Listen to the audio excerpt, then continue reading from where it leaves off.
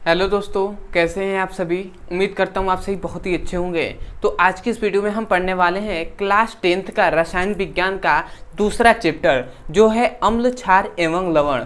तो अम्ल क्षार एवं लवण में सबसे ये पहला वीडियो है। तो इस वीडियो में हम देखेंगे कि विद्युत अपघट्य क्या होता है और विद्युत अपघटन क्या होता है, और इन दोनों का हम परिभाषा देखेंगे। उसके बाद इन दोनों का हम एग्जाम्पल देखेंगे, उदाहरण देखेंगे, और बहुत ही आसानी से आपको समझ में आएगा। तो चलिए दोस्तों देख लेते हैं। तो सबसे पहले हम देखेंगे कि विद्युत अपघट्य क्या होता है।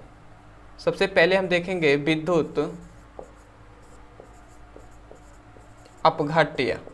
ठीक है, तो विद्युत अपघट्य क्या होता है। यदि सबसे पहले इसके हम डेफिनेशन पे बात करें कि भैया विद्युत अपघट्य होता क्या है, तो याद रखेंगे कोई भी ऐसा पदार्थ जिसे हम जल में घोलते हैं तो वो आयनों में टूट जाता है, वो सरल आयनों में टूट जाता है।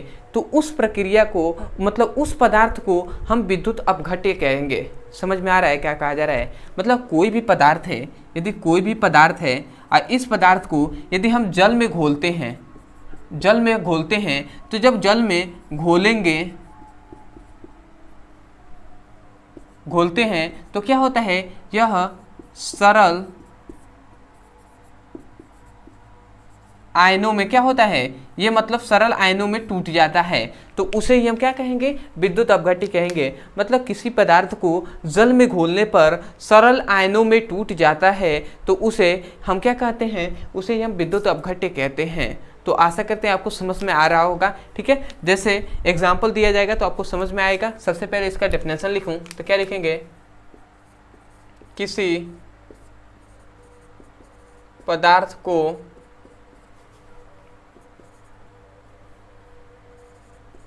जल में घोलने पर सरल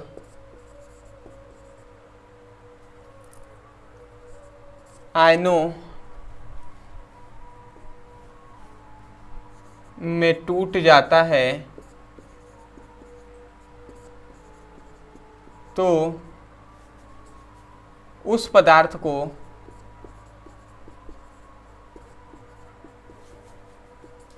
विद्युत अपघट्य कहते हैं। ठीक है, तो यहाँ पे हमने डेफिनेशन लिखा है, किसी पदार्थ को जल में घोलने पर सरल आयनों में टूट जाता है तो उस पदार्थ को विद्युत अपघट्य कहेंगे। मतलब जो पदार्थ जल में घोलेंगे और वो टूट जाएगा आयनों में तो उसे हम क्या कहेंगे, विद्युत अपघट्य कहेंगे। जैसे एग्जाम्पल से यदि आपको समझाया जाए, ठीक है, यदि इसके एग्जाम्पल हम दूँ, ठीक है, इसको मैं मिटा दे रहा हूँ। ठीक है, यदि मैं एग्जाम्पल इसका देता हूँ तो सबसे पहला NaCl का ही दे देता हूँ, सोडियम क्लोराइड का।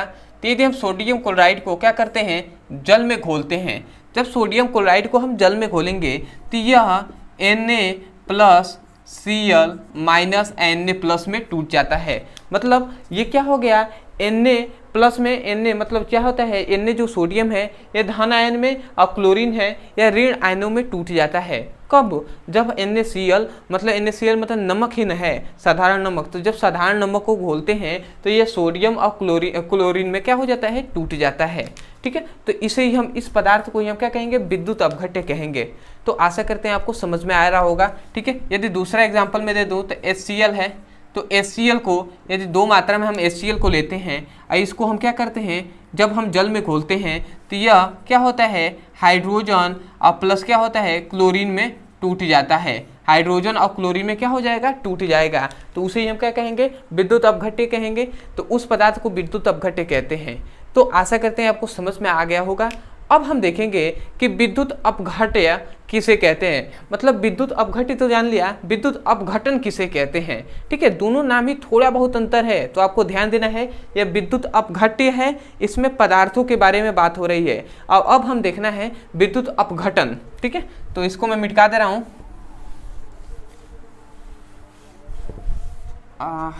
चलिए इसका एग्जाम्पल तो लिख ही देना सही था, अभी जगह तो ये है।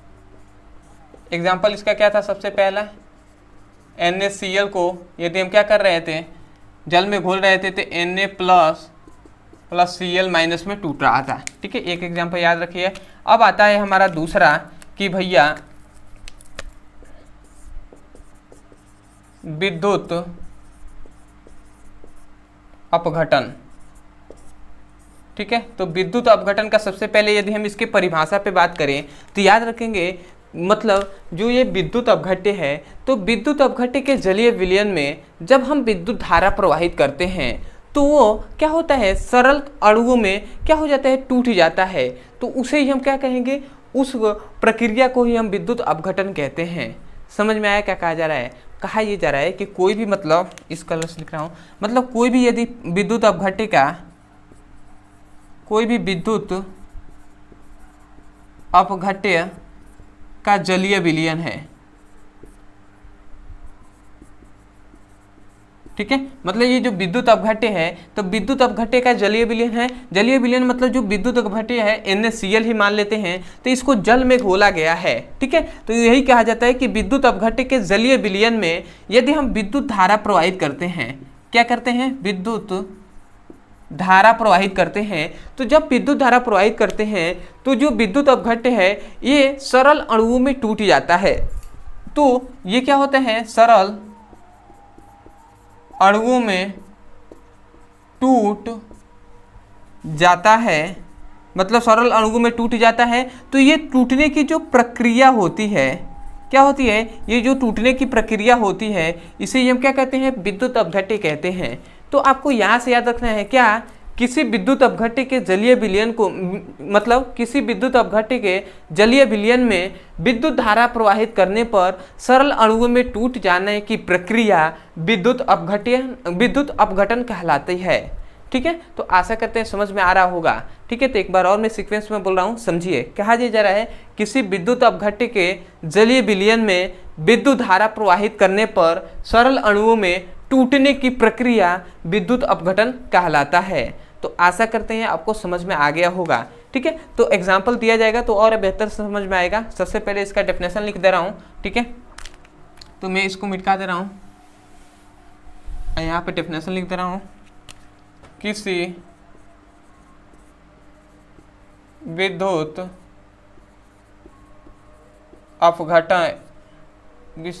अपघट्य के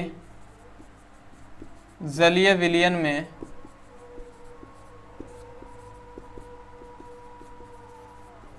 विद्युत धारा प्रवाहित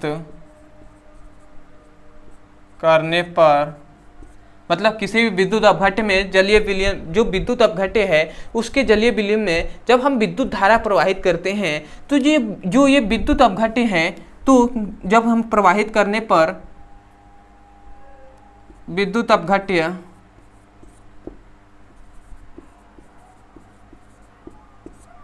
सरल अणुओं में टूट जाता है।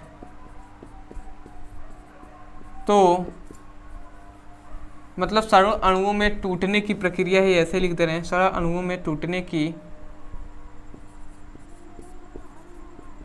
प्रक्रिया विद्युत अपघटन कहलाता है या कहलाता है।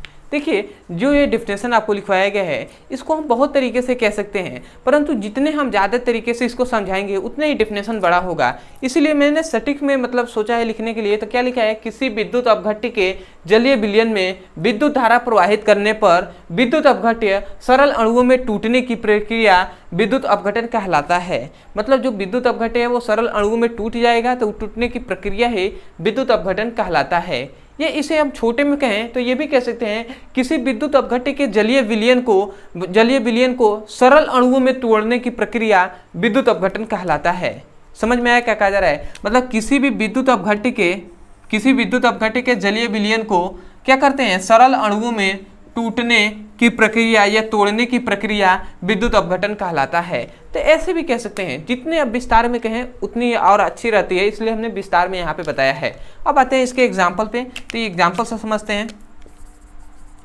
जैसे सरल अणुओं में तोड़ने की यहाँ पे बात हुई है, जैसे कि हम 2 मात्रा में HCl को लेते हैं, इसको हम क्या करते हैं, दो मात्रा में जब HCl क्या है, विद्युत अपघट्य है, तो इस विद्युत अपघट्य में हम क्या करेंगे, इसमें विद्युत धारा प्रवाहित करेंगे। तो जब विद्युत धारा इसमें क्या करते हैं, यहाँ पे मैं लिख दे रहा हूँ विद्युत धारा, जब विद्युत धारा इसमें हम प्रवाहित करते हैं तो ये क्या होता है, यह हाइड्रोजन में और क्या होता है प्लस क्लोरीन में टूट जाता है। ठीक है, जब दो मात्रा में HCl को लेते हैं और इसमें विद्युत धारा प्रवाहित करेंगे तो हाइड्रोजन और क्लोरीन में टूट जाता है। हाइड्रोजन क्या है, H2O एक अणु है और क्लोरीन भी एक अणु है, तो यही है सरल अणुओं में क्या हो जाता है, टूट जाता है। अब भैया कैसे टूट जाता है, इसको समझने के लिए यहाँ पे एक फिगर बना दे रहा हूँ। ठीक है, इससे समझिए।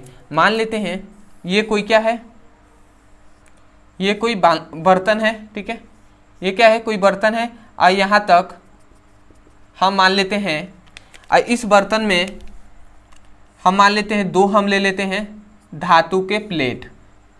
यहाँ पे हमने दो ले लिया धातु के प्लेट को या धातु के छड़ को। ठीक है ना, और इस धातु के छड़ को हमने एक को, इसका जो तार है इसमें हमने धन आवेश से जोड़ दिया और इसको हमने क्या किया, ऋण आवेश से जोड़ दिया। समझ में आ रहा है, इसको धन आवेश से, इसको ऋण आवेश से जोड़ दिया। तो याद रखेंगे ये क्या है, ये जलीय विलयन है, किसका, विद्युत अपघट्य का। तो मान लेते हैं जो HCl है ये हाइड्रोजन और क्लोरीन में टूटा है, तो इसका मतलब H+ हो जाएगा और Cl- में टूटा है। ठीक है, तो जब टूट गया है, जब टूटेगा तभी तो उसे विद्युत अपघट्य कहेंगे। तो मतलब HCl जो पदार्थ है ये इसका विद्युत अपघटन है, तो ये दोनों टूट गए हैं जल में, तो इसका मतलब क्या हुआ कि ये प्लस है, तो प्लस की ओर क्या हो जाएगा, ये Cl क्या करेगा, अट्रैक्ट करेगा ना, Cl इसकी ओर जाएगा। तो ये क्या होता है, जो ऋणात्मक है, जो धनायन है मतलब हाइड्रोजन, ये क्या होगा, ऋणायन की ओर जाएगा। तो याद रखेंगे जो धनायन है इसे हम एनोड कहते हैं,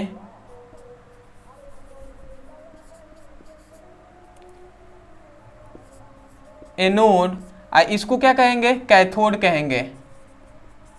ठीक है, ऋण आयन वाला को कैथोड और धन आयन वालों को क्या, एनोड कहेंगे। तो इसका मतलब धन आयन की ओर कौन आ रहा है, क्लोरीन आ रहा है, तो क्लोरीन के नीचे हम क्या लिखेंगे, एनोड, और जो क्या है ऋण आयन की ओर कौन आ रहा है, ऋण आयन की ओर हाइड्रोजन आ रहा है, तो इसका मतलब ये क्या है, कैथोड है। ठीक है, तो ये कैथोड की ओर जाएगा, कैथोड प्लेट की ओर। तो इसको आपको पता होना चाहिए। तो आशा करते हैं आपको यहाँ से डेफिनेशन और एग्जाम्पल अच्छे से समझ में आया होगा और ये कैसे टूटा है ये भी आपको अच्छे से समझ में आ गया होगा। तो चलिए दोस्तों, आज के लिए इतना ही। मैं यही कहूँगा कि यदि आपको वीडियो अच्छा लगा हो, इस वीडियो से आपको सीखने को मिला हो, तो आप अभी तक अपने चैनल को सब्सक्राइब नहीं किया होगा तो चैनल को जरूर सब्सक्राइब कर लीजिएगा, और हो सके तो कमेंट सेक्शन में हमें जरूर बताइएगा कि आपको वीडियो कैसा लगा। अदरवाइज यदि आपको कोई भी टॉपिक समझ में नहीं आता है, जैसे कि विद्युत अपघट्य समझ में नहीं आ रहा है या विद्युत अपघटन, तो आपको यूट्यूब पर लिखना है विद्युत अपघटन ब्रदर सर, आपको वो वीडियो मिल जाएगा, आप वहाँ से जाकर अच्छे से पढ़ाई कर सकते हैं। अदरवाइज यदि आप क्लास 10th में हो और फिजिक्स और केमिस्ट्री दोनों का अच्छे से पढ़ाई करना चाहते हैं, तो इस वीडियो के डिस्क्रिप्शन बॉक्स में फिजिक्स और केमिस्ट्री दोनों का लिंक दिया जाएगा। उस लिंक पर क्लिक करके आप चैप्टर वाइज सीक्वेंस में एक एक करके वीडियो को पढ़ सकते हैं और अपने सुंदर से नोट्स बना सकते हैं। तो चलिए दोस्तों, आज के लिए इतना ही, मिलते हैं अगली वीडियो में, तब तक के लिए धन्यवाद। जय हिंद, जय भारत।